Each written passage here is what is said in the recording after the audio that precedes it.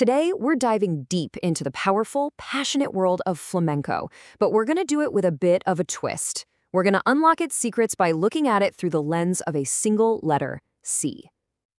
So you might be thinking, what can one letter really tell us about an art form that's so complex, so ancient? Well, as we're about to find out, the answer is a whole lot, actually. You see, in flamenco, the letter C is like a key. It's going to help us unlock three really fundamental parts of this art form. First, the physical body of its instruments, then the signature sound of its music, and finally, the very soul of its performance. All right, so let's start with the tangible stuff, the physical body of flamenco. This is where it all begins, where the sound is literally born from wood and bone. First up is the caja armónica. Now, this is the resonant body of the flamenco guitar. You can almost think of it as the lungs of the instrument. It's that hollow chamber that takes the vibration of the strings and just makes it boom, giving it that rich, almost percussive sound that is pure flamenco. And next we have the cejilla. You've definitely seen this little clamp-like device on a guitar neck, right? Well, in flamenco, it's not just an accessory. It is absolutely crucial. It lets the guitarist change the key of the song in an instant to perfectly match the unique vocal range of the singer. And this quote really shows you how important it is. Before a singer even starts a really serious, deep style like a solea, there's a conversation. It's a negotiation. They tell the guitarist exactly where to put that cejilla. It's a dialogue between the voice and the instrument before a single note is even sung.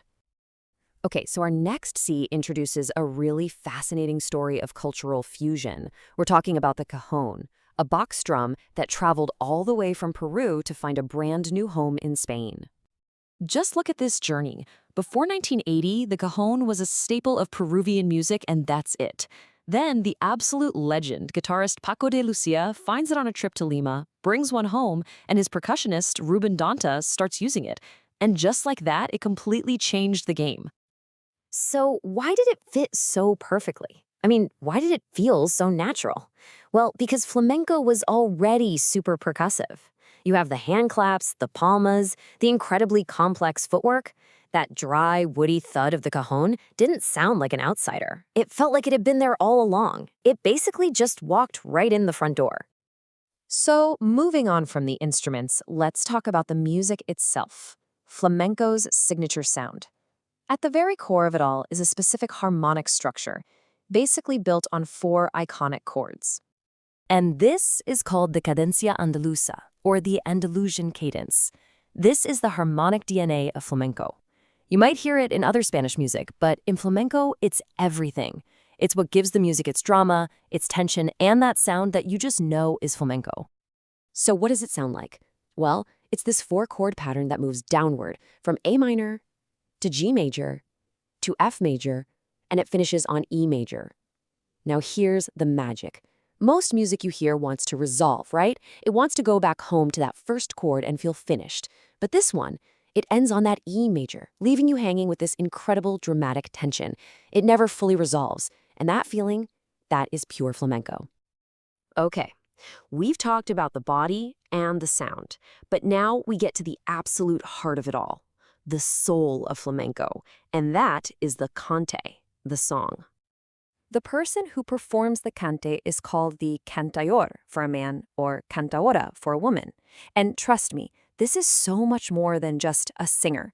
The term comes from the Andalusian dialect, and it carries all the weight of being the central emotional anchor of the entire performance. Now, a cantador can perform in 2 really distinct ways. There's cantar alante, which means singing in front. This is basically a solo concert where the singer is the star of the show. Then there's cantar atrás, or singing behind. And that's when their main job is to accompany the dancer. They even physically move to the back of the stage to give the dancer the spotlight. For a long time, people tried to put all the different flamenco songs into boxes. You had cante grande, or great song, for the really deep, tragic styles. And then you had cante chico, or small song, for the stuff that was considered lighter or more upbeat. But here's the thing.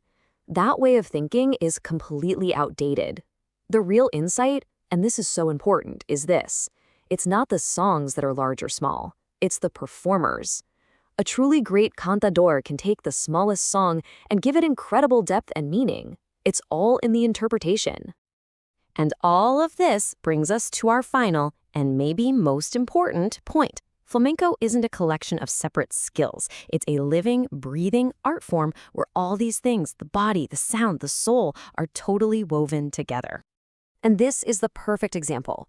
Just take one word, campanas, which means bells. Okay, in singing, it's a part of a song where the singer makes these beautiful bell-like harmonics. In dance, it's a section of a dance that's also called the silence. And in footwork, there's even a specific step called de las campanas. One word, connecting 3 different disciplines. It shows you it's all one unified thing. So from the caja armónica to the cajón, from the cadencia to the cante, we've seen how the letter C really does unlock this incredible world that's so steeped in tradition, but is also always changing. The story of the cajón proves that flamenco is always ready to absorb new ideas. And that leaves us with one final question. As this living, breathing art continues to evolve, what will it embrace next?